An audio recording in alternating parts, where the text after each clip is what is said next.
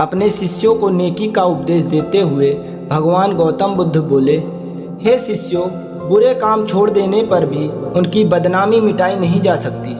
इसलिए हमें कभी भी जानबूझकर बुरे काम नहीं करने चाहिए।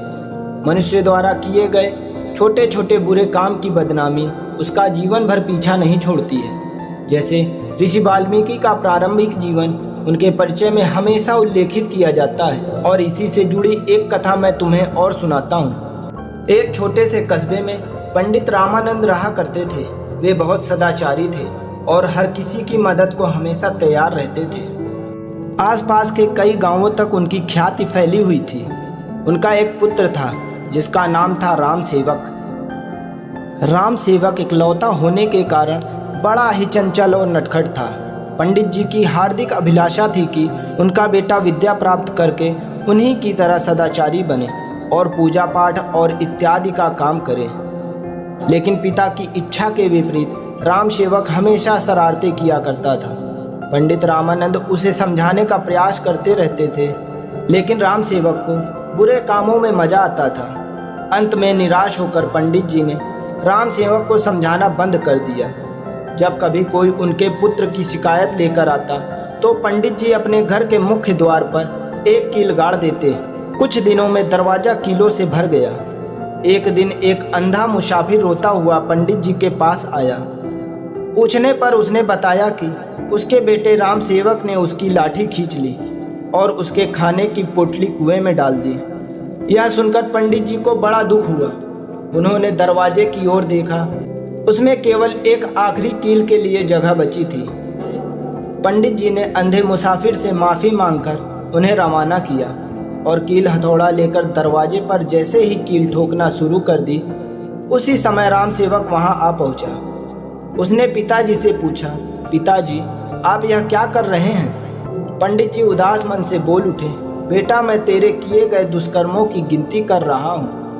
राम सेवक आश्चर्य से दरवाजे पर लगी कीलों को देखने लगा और फिर पूछ बैठा, क्या दरवाजे पर लगी सभी कीलें मेरे कारण लगी हैं? इस पर दुखी पंडित जी बोल उठे, हाँ मेरे नालायक बेटे, यह सब कीलें तुम्हारे किए गए दुष्कर्मों की सूचक हैं। पंडित जी ने राम सेवक को समझाया, देखो बेटा, बुरे कर्मों को छोड़कर परोपकार और सत्कर्म करो, ज्ञान विद्या प्राप्त करो। अभी भी अवसर है, नहीं तो शेष जीवन पश्चाताप में बीत जाएगा। यह सुनकर राम सेवक उदास हो गया। उसे अपनी गलती का एहसास हुआ। उसने मन ही मन प्रण किया कि अब वह अच्छे काम करेगा और अपने पिता द्वारा बताए गए मार्ग पर चलेगा। देखते ही देखते उसके व्यवहार में बदलाव आने लगा। उसने लोगों को सताना बंद कर दिया। अब वह सबकी सहायता करने लगा। उसके इस बदलते व्यवहार से पंडित जी खुश रहने लगे। उन्होंने राम सेवक के प्रत्येक अच्छे काम पर दरवाजे पर लगी एक कील निकालनी शुरू कर दी। धीरे धीरे सारे कीलें निकल गईं। एक दिन पंडित जी आंगन में बैठकर धूप ले रहे थे कि तभी उन्हें किसी ने बताया कि अभी अभी राम सेवक ने एक निर्धन बुढ़िया महिला की सहायता की है। इस सूचना पर प्रसन्न होकर पंडित जी ने जैसे ही अंतिम कील निकाली, उसी वक्त राम सेवक वहां आ पहुंचा। राम सेवक कभी अपने पिता को देखता तो कभी दरवाजे को, और उसने कहा, पिताजी, कील तो सारी निकल गई, पर उनके निशान दरवाजे पर सदा के लिए रह गए। पंडित जी ने समझाते हुए बोला कि हाँ बेटा, मनुष्य के द्वारा किए गए छोटे से छोटे बुरे कामों की बदनामी उसका पीछा कभी नहीं छोड़ती है।